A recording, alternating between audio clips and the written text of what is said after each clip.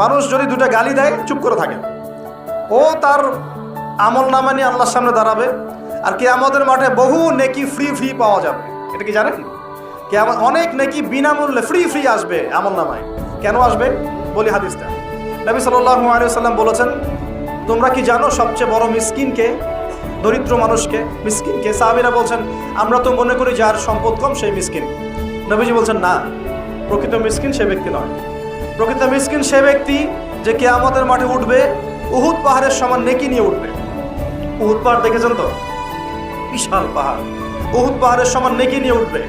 নামাজের নেকি, যাকাতের নেকি, হজের নেকি, ওমরার নেকি, বিভিন্ন নেকি।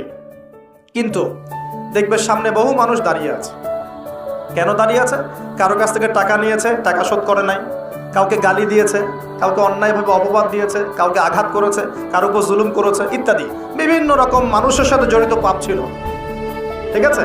কারো গীবত করেছে, কাউকে তহমত দিয়েছে ইত্যাদি।